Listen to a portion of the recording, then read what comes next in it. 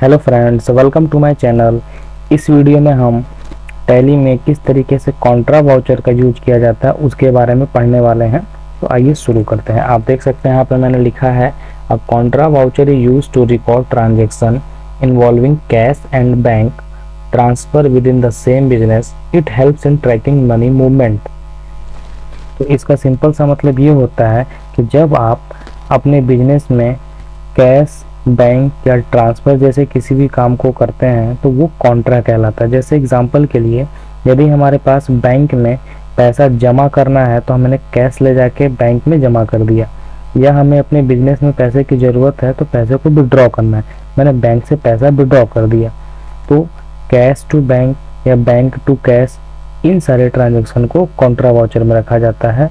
और Contra voucher का effect आपके ट्रायल बैलेंस पे नहीं पड़ता है, इसका इफेक्ट कैश और बैंक समरी पे पड़ता है।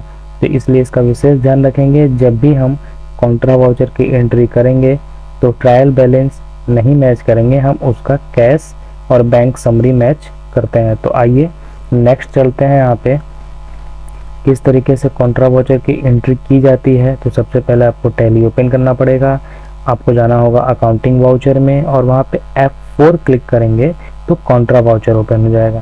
फिर आपको लेजर सेलेक्ट करना है, कैश में करना है या बैंक में, और फिर उसका अमाउंट डालना है और नरेशन डाल के एक्सेप्ट कर देना है। तो यहाँ पे देखिए मैंने कुछ क्वेश्चंस लिखे हैं डिपॉजिट के और विड्रॉ के। इसको हम कॉन्ट्रा वाउचर में करेंगे।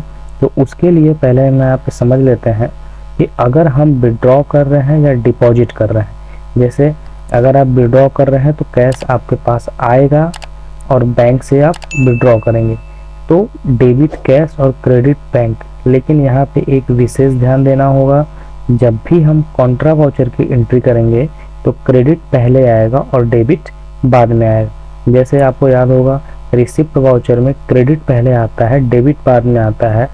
ठीक उसी तरीके से कॉन्ट्रा वाउचर में क्रेडिट पहले आएगा, डेबिट बाद में आएगा। तो आइए कॉन्ट्रा वाउचर की एंट्री करते हैं। सबसे पहले आपको जाना होगा वाउचर में, तो वाउचर पे क्लिक करेंगे यहाँ पे और राइट साइड में देखेंगे कॉन्ट्रा वाउचर। कॉन्ट्रा वाउचर के लिए F4 सेलेक्ट करेंगे तो आपका कॉन्ट्रा वाउचर आ जाएगा। आप देख सकते हैं पहले क्रेडिट आया है, तो मैंने आपको बताया था कि पहले क्रेडिट होगा फिर डेबिट होगा। यहाँ पे सिर्फ आपको दो ही ऑप्शन देखने को मिलेंगे, या तो कैश का या तो बैंक का। सिर्फ कैश और बैंक के अलावा आपको तीसरा यहाँ पे कोई लेजर शो नहीं होगा। तो पहली एंट्री जो थी हमारी वो डिपॉजिट की एंट्री थी। तो डिपॉजिट में डेबिट में बैंक होता है, क्रेडिट में कैश होता है, इसलिए मैंने यहाँ पे क्रेडिट में आपको कैश लिखना है क्योंकि ये एंट्री उल्टी चलती है। कैश में यहाँ पे जो भी आपका अमाउंट होगा, जैसे मेरा अमाउंट यहाँ पे 10,000 है तो 10,000 लिख देंगे।